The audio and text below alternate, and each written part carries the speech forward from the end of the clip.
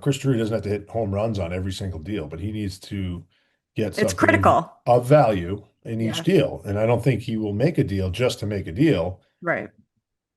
I think there's enough teams out there that think they're still in the mix where he is in still an advantageous spot. The letter wasn't to other GMs. They all communicate with, Separately. without us knowing about it. The letter was to, the fans. Boy, do we have plenty to get in on this latest episodes of Up in the Blue Seats, your favorite Rangers podcast from the New York Post. As always, it's Molly Walker and former Rangers great Brian Boyle. The white flag has kind of been raised in Rangers land this past week, and some notable decisions were made by management.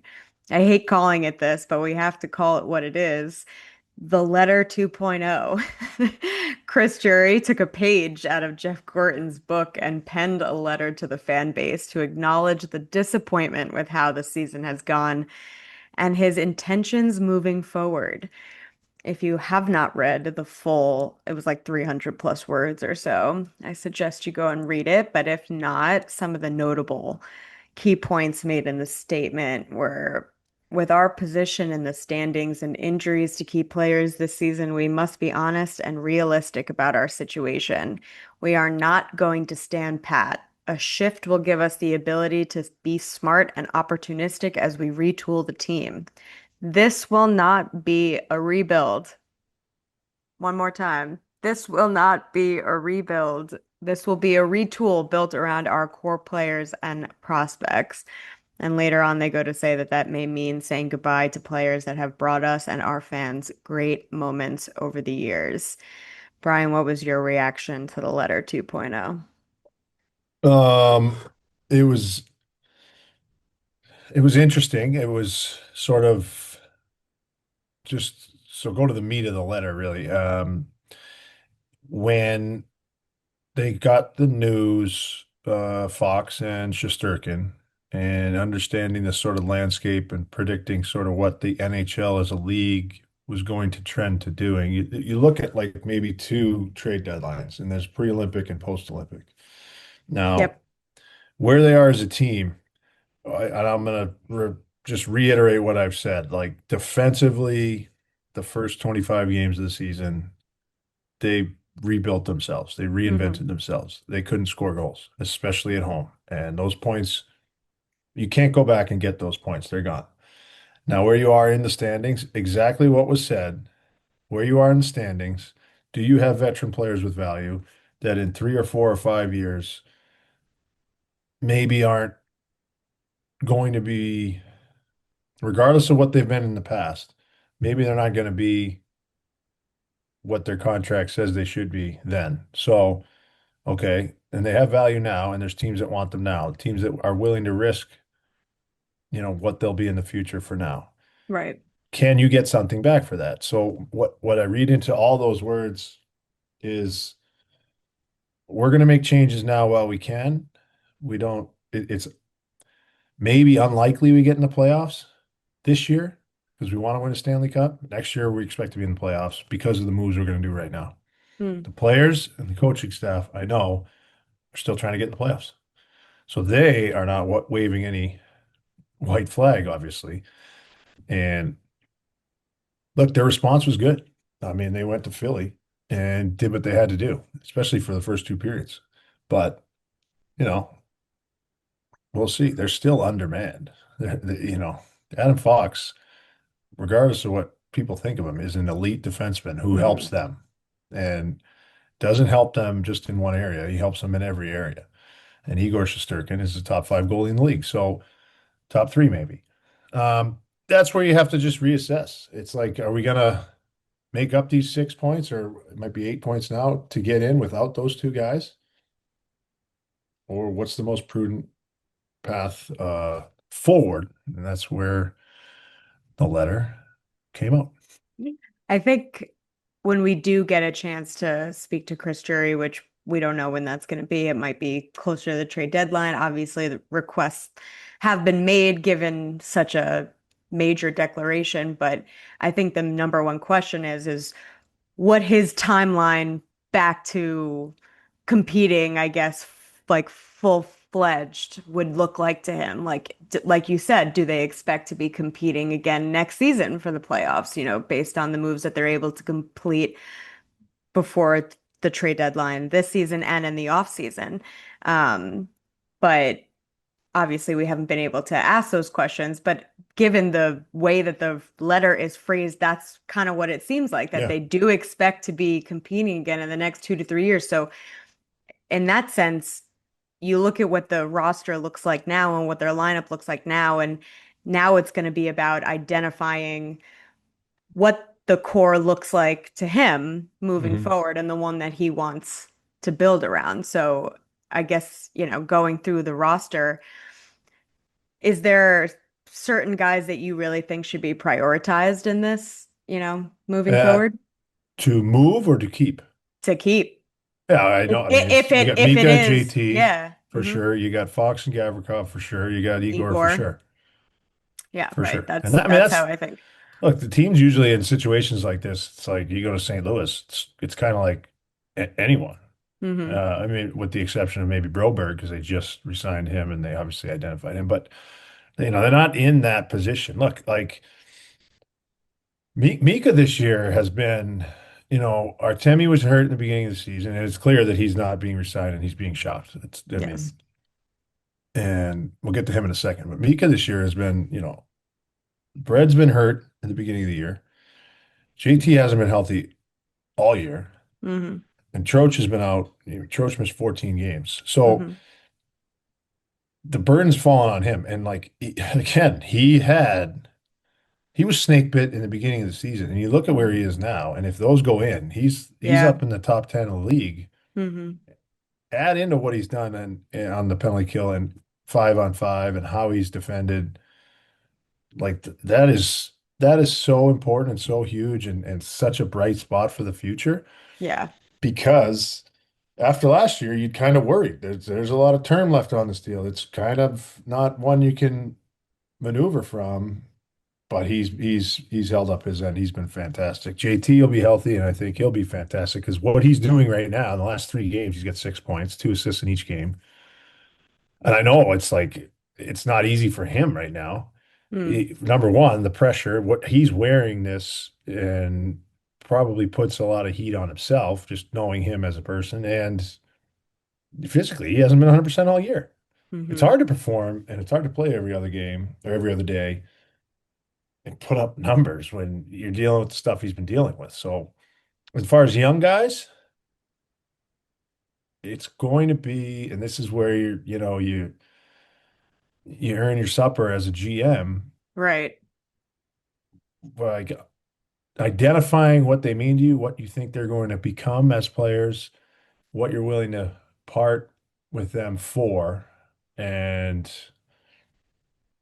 Chris Drury doesn't have to hit home runs on every single deal, but he needs to get It's something critical. of value in each Yeah. deal. And I don't think he will make a deal just to make a deal. Right. I think there's enough teams out there that think they're still in the mix where he is in still an advantageous spot. The letter wasn't to other GMs. They all communicate with, Separately. without us knowing about it. Of The letter was to, the fans. We saw it in New Jersey. course. Hmm. Tom Fitzgerald sat down in call it a round type table, but they Table. were Hmm. rectangle tables and, had those discussions with the writers and answered questions that I was like, if I was him, I would be like, I'm not, get out of it. I'm not doing this.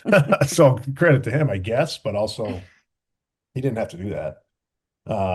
So don't compare. I mean, not many would. You're the New York Rangers. You're not the New Jersey Devils. No offense, but this is a Yeah. No, it's different sort of different. franchise. It definitely is. 100%. And to your point, I mean, all the guys that you listed as what we imagine the cornerstones of the core look like, conversations were had individually with Hmm. members of the leadership group and the team as a whole as well by Chris Jury. And my understanding is, those conversations were to see who is committed to being here and who wants to be part of the solution, but at the same time, making it clear that they're in a position right now where they have to listen on pretty much everyone. I don't think that anybody is really off the table. I think that we can kind of infer like we said, guys that they would prefer to continue building around. But for example, Vincent Trocheck, would they want to keep a guy like Vincent Trocheck? I would think so, but given the market right now and the desire for centers and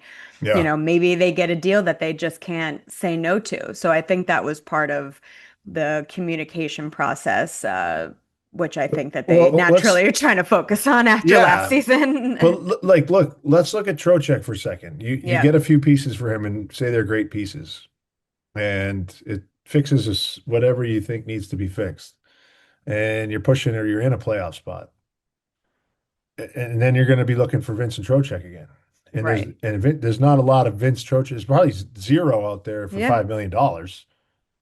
So it's like It's tricky. It's such like that's why and I you're wrote going to about rob this. Peter to pay Paul. Well, I wrote about this because I feel like if we look at the first letter, just, Yeah, completely taking away what has happened, what's transpired the last few years. If you look at the first letter, obviously they announced their intentions to rebuild, but it was kind of expedited with the totally. additions of Artemi Panarin and Jacob Trouba, obviously Igor Shesterkin, coming up. So it just became different and they were able to attack the rental market the way that they did, and from what I conversations I've had, the organization feels like they really went for it that those few years, Yeah. conference finalists in 2 of 3 years. So it's kind of like coming to terms with the reality that that variation wasn't able to make it over the hump, but now they're trying to put in the right pieces to make it, and ideally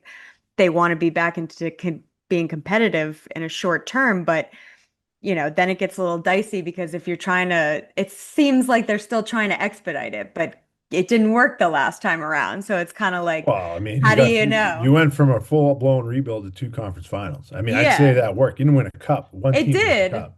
You get two I conference know, finals out of it. It's like, but it's not the end result. yeah, I mean, look, it's there's a number of different ways this could go. Yeah. There's drama in a lot of different franchises going on right now.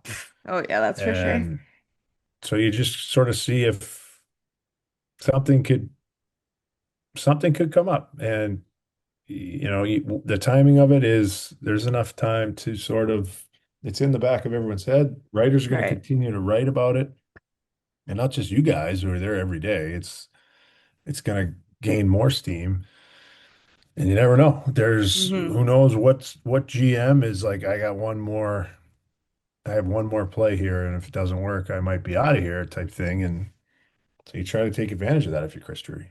Yeah. I also feel like the flip side of it is that I think ideally they would like this to alleviate some of the pressure off the team and they're able to play with a freer spirit, which is Totally. how Mike Sullivan described it. And I think we saw that in Philly, but Sure. not so much Anaheim. But I mean, Brian, how do you Yeah. see the team reacting to this sort of announcement internally? Well, I mean, you look at the microscope is on Panarin, and he's been outstanding. He's on an absolute heater, I know. and it has not affected his game whatsoever. So when Mike Sullivan says he's an absolute pro and he's going to work as hard as he can, I mean, that's true. And he has to because he's singing for his supper at this point. Hmm. You have to, he's auditioning and to the teams that he wants to go to, and he has control over this. But you looked at how they played in Philly, and it looked like a fun atmosphere. It looked like they were having a good time together. In Hmm. Anaheim, like it was a different type of game, but Hmm. they were fine for a while, and they all the things that Mike Sullivan wants them to do is what got them their first goal. And for whatever reason, I don't know if it's a maturity as a group, as a team, or players that want to. Again, he said he uses the term trying too hard sometimes. Hmm. Maybe they're like, I have to play well so I can stay, or I have to play well for my Yeah. next contract. It's like, you have that pressure all the time. Yeah. You have to play well because you have to play well because it's the NHL. If you don't, you'll be gone. Right. But do it within the system. And they're telling you these things because that's how you're going to have success. And it was shown in the first goal that the Rangers scored against Anaheim. Hmm. Their only issue was just they were Poor sloppy puck breaking. management. Yeah, Yeah. they didn't handle. They're all in the right spots. They're all competing hard. All right, check one box, check the next box. Then it's just like, well, you have to catch a pass and give a pass on the stick. Like that's what the NHL is. It's not.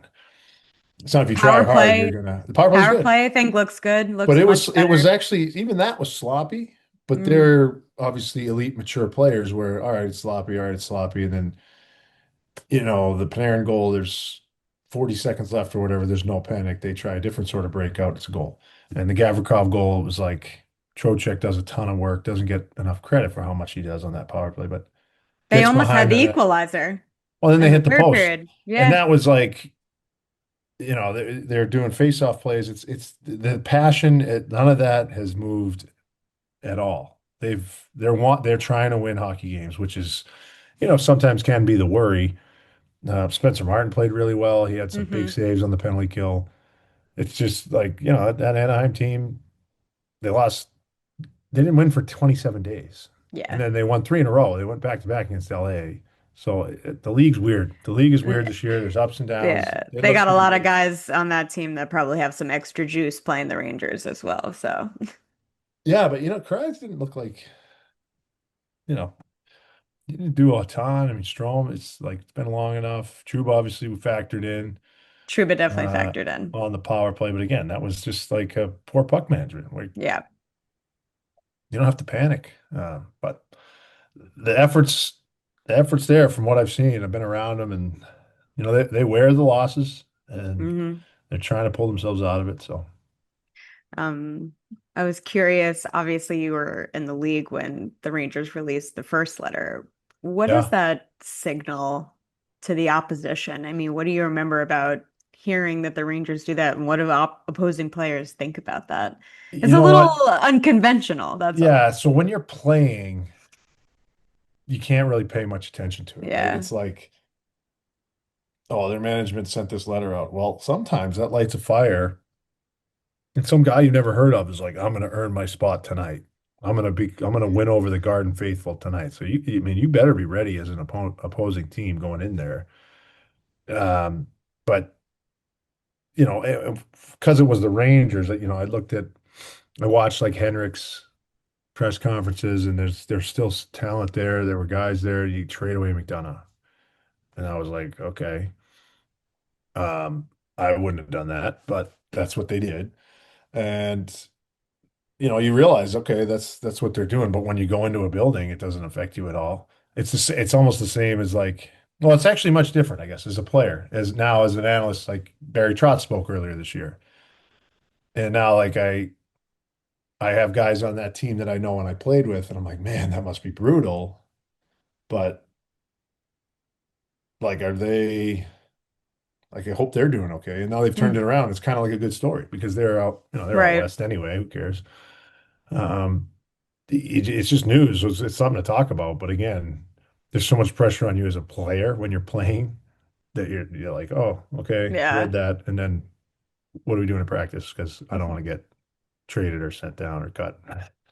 Yeah, no, that's fair. I was just curious because I just feel like Yeah. it is a little unconventional and very interesting. Yeah. Um, some guys on the team that I feel like are I'm personally interested to see where the cards fall, so to say, whether they're included in the core going forward or if the Rangers are keen on seeing if they can get something for them. Guys like Will Cooley, Noah Lapa, Gabe Perrault, but I mean Gabe Perrault he's been playing some pretty nice hockey, the Philly I game, don't, and I don't think Gabe should worry much.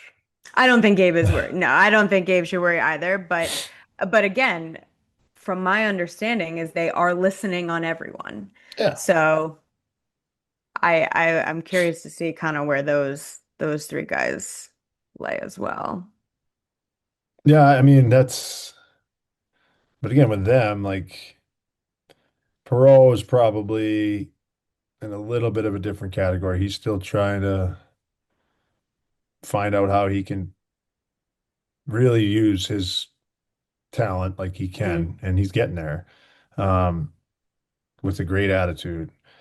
Cooley, obviously, it's not been last year was, I think, in a down year, I think was a little better for him personally. He probably went through the process of like, I'm taking a step and I should have 20 goals by now. And, right. and that hasn't happened. You kind of feel like you're a little bit lost, and he's trying to get back to being a straight ahead north-south guy, and teams will value that.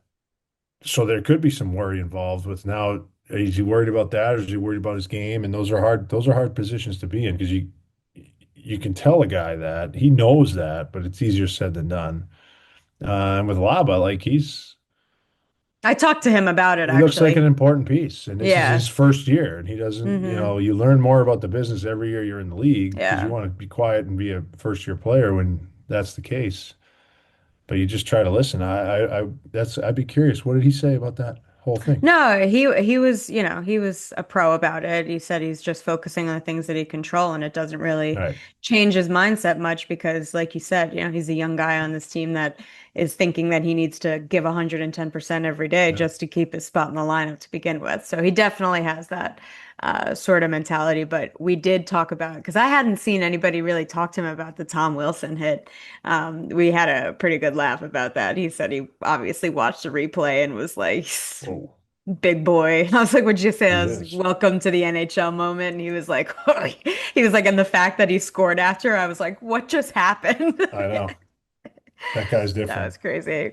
Yeah, but it was good. I mean, and it ended up, they said he was going to be week to week, Lava, but it ended up only being a week for him. So he said that Which it is was, impressive. And it's like, look, yeah, you're going to grow from that. yeah. Oh, yeah, 100%. People pay attention to that are making decisions above you. So I mean, he's impressed me a Yeah, me too. ton. No, I think that he definitely should be part of the solution going forward as Yeah, it's oh yeah. being phrased. One name that is obviously noticeably not mentioned here is Artemi Panarin, who was informed by Chris Drury in his meeting Yeah. that he would not be getting a contract extension from the Rangers. So now the Rangers are going to have to work with Artemi and his camp to find a trade destination they can Hmm. all agree on. Yeah, I mean, I have a lot of thoughts. I really do. I understand why. But at the same time, if we are talking about this as it pertains to their goal to getting back to playoffs as soon as humanly possible, it is just so difficult to agree with letting your most prolific scorer, not walk out the door for nothing, obviously, but letting him go and restocking draft picks or the prospect cupboard for him. But I just think he's obviously the greatest free agent signing that the Rangers have had in this generation. And, it's a tough pill to swallow for him, I think, to just judging based off of our conversations with him since it all happened. He said he was still feeling confused and it was hard to say how he felt. And, the team decided to go in a different direction. He said he was okay with it, but, he's a Rangers player now, so he's got to give 100% going forward every day, but I can't imagine how difficult of a position that must be for him. Yeah, I mean, it's not ideal. You're just kind of waiting, but he has control, so he's not necessarily waiting. He's not just waiting for a phone or call or a text. Maybe he is from his Hmm. agent. But like if your house has a leaky roof and a crack in the foundation, and you have like a Ferrari in the driveway, and you don't really have any capital left in the bank, you're going to sell your That's a great Ferrari way. That's a great way to phrase it, actually. to fix the roof and the foundation, and then go buy a Silverado or something. Like it's kind of just like, yeah, that guy's great and he's awesome. And from a business perspective, like people are going to go to Ranger games to watch number 10 play. That's what he Hmm. can do. He's such a unique player. But you gotta look at all the things. And that moving him, you're going to get two or three or four pieces back.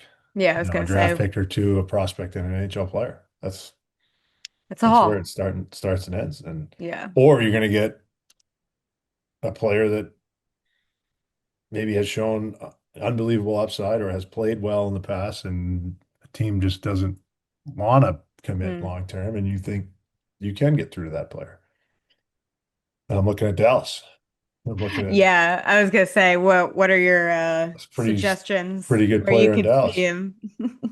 Well, I don't know, and I don't pretend to be an insider ever. Um, but I just that's the I don't want to call it fun because it's people's lives and it's, I've been through it and it's not fun. Yeah. But that's like the game of it on our side of the fence here of what we can sort of predict or just speculate. And Yeah.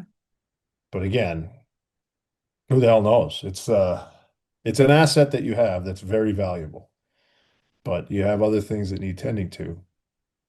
So what do you do with I it? I guess my next question would be the handling of it in general, like the optics of telling your star player that he's not going to get extended kind of in the middle of everything right now. Do you feel like it's I feel like I don't know. I can't say because I've never been a player and I don't really know the norm of it, I guess, but it just and for it to get out as publicly as it did, I just feel like it's a tough situation, you know? Oh, it's a tough situation, but it's the situation. It's pro Yeah. sports. So clarity on the matter is important. And if you're honest with the player, that's all the player can expect. You can't expect to be somewhere forever. You can't expect to get the contract that you exactly want. Some people earn it once or twice. Some people transcend the game enough where they can sort of just pick and choose, but there's Hmm. very few of them. And there are moments at times where a franchise has to do what they think is in their best interest now and long term, and that's just what happens. And you have to understand that. You don't have to like it. But if they blindside you or rug pull you, it's one Right. thing. If they're very open and forthright with you, that's really all you can ask for. And you hear players say that, they were honest and that's all you can ask for, blah, blah, blah. And then as you go down the line, like I got traded out of Tampa and I was still shocked, but months prior, we had several conversations, Steve Yzerman and I, and it depended on where the team was going to go. Right. And I wanted to stay. I wanted to, remain a part of that. It was a great culture, great guys. Obviously, they were back the next year and it was a good team and I didn't know where I would go. But it's like he was honest the whole time. Hmm. He was even honest with being like, I don't know what I'm going to do yet. I could Right. resign you or I could trade you. Yeah. And I was like, okay, well, like that's this far. Those two things are miles and miles Right. apart. And he's like, I just want you to know I don't know. I don't know. I'm like, all right, thank you. Yeah, transparency is all you can ask Yeah, for. So yeah, I think this group also kind of learned their lesson from the last yeah, off season and just the year that they had last season. So definitely think that it was the right course of action to be very as transparent as humanly possible. yeah, Um, I could see Artemi. I think Colorado could be a lot of fun. It could be really dangerous. Selfishly, I'd love to keep him in New York. Just send him to the island, but I don't know if that would actually happen. yeah. Well, Colorado, and because he wants to sign, right? Yeah.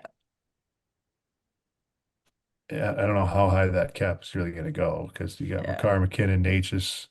Yeah, what a dangerous squad that would be. It That's a already is that's a lot of. I mean, what's McCarr getting? a lot of money. A lot of money. So I don't know how much term he'd take there, but and it's like McKinnon has the puck on the power play, That's true. and then when someone else has it, they're shooting. Interesting though. It's a fun game to play. It's not fun for them. No, I'm very curious to see Yeah. how that could go. I think a Look bright at power spot. plays. Look at power plays and how many. Just look at How power many plays. need a spot? Yeah, that's Or if he true. would step in and be that same guy he is. Yes. Yeah, I would look at yeah, power plays. yeah. That's smart. I think one of the biggest bright spots since the letter 2.0 has been Gabe Perrault. Mhm. I mean, as soon as they made that announcement, he was on the top line the next day. So Yeah. I feel like, I mean, correct me if I'm wrong, but I feel like he is at the top of the list of players that they can kind of manage a little bit more strategically going forward to see where he's at the NHL level and like Yeah. capitalize on having some leeway with, not gunning for the Stanley Cup this year. Um, yeah, sort of work through his growing pains a little Hmm. bit. Yeah, and what Mike Sullivan said the league now is different than it was. Yeah, that was such a great quote. Oh my Even God. 15, 20 years ago, because before it was you developed in the American Hockey League. And Hmm. John Gino actually looks at me and I was like, yeah, I know, you're at the bus. But Perrault did. I mean, he's an AHL All-Star. He was named this year. Yep. He's developed. I mean, it's a half a season, Yeah, less than but that, I it guess. But counts. he went down there. They had a plan in place for him. Didn't want to rush him. It's proved to be pretty good because he's getting better. Had a great chance against Anaheim. Jackson Nicole makes a great play. Um, it looked like Dostal made the save. It was actually Lacombe's stick. It was almost Yes, the exact same way he scored against Ottawa. Almost tied the game. So I mean, yeah, he's when I see young players actively trying to make that difference, make that play, it's a great correct. sign. Yeah. You're not I just trying to especially hold serve. right. And especially on this Rangers team, I feel like there aren't a lot of guys that just keep going to the net, Yep. that will make the extra move to, just like Yeah. he did, flipping to his backhand. Like that was encouraging to see because I feel like this team doesn't have a lot of guys that do that. Right. And I mean, he almost tied the game. That Hmm. was the game right there. But I mean, JT Miller had very high praise for him the other Hmm. night. He was praising his play away from the puck in particular, which I think is an encouraging sign for a young player. But yeah, I Yeah. talked to him too before the road trip, and he said that he definitely feels like he's more comfortable in the top six this time around than he was in that little 3 game cameo that he had in November, which Sullivan has been very open and forthcoming about not wanting to overwhelm him. I Yeah. think he's said that on a multitude of occasions, which is understandable as well. But I feel like under the current circumstances, I mean, he should be getting some significant time to really adjust and adapt and see what he could be. Because, and I wrote this today, you know, that's one less thing for the Rangers to have to focus on in this Yeah. retool if he can seize that top line spot. Well, I mean, if it can, I mean, that's how it has to be. Yeah. Most of it has to come from within, draft and developing. And I like the pick where they got it. I understand why, he dropped. All these kids now are just shot out of a cannon, and there's not slow, but he's not quite but he's so cerebral Hmm. and his brain works at that breakneck speed. Yeah. So you put him in the right situation, he'll gain more and more chemistry and humble kid too, just like so Hmm. easy to root for, smart enough to go to BC, which is great to see. Yeah, Yeah, didn't yeah, pick any yeah. weird schools out Western Mass. Whatever, whatever, whatever. Lock it up over there. I think we're gonna end on that because I don't want to Perfect. talk to Brian anymore. Go All right. Eagles. All right. Thanks again for listening as always. Comment down below. What are your thoughts on the letter 2.0? Will there be a letter 3.0? Where do you think What? Artemi Panarin Stop. is gonna land? Stop. Come on. No, but that's what I'm saying. That's what I'm saying. That's why it's so silly. Come on. Letter 2.0. Is there going to be a third then? I don't know. Where is Artemi Panarin going to land in his Yeah. next destination? Thanks again, and we'll chat again next week.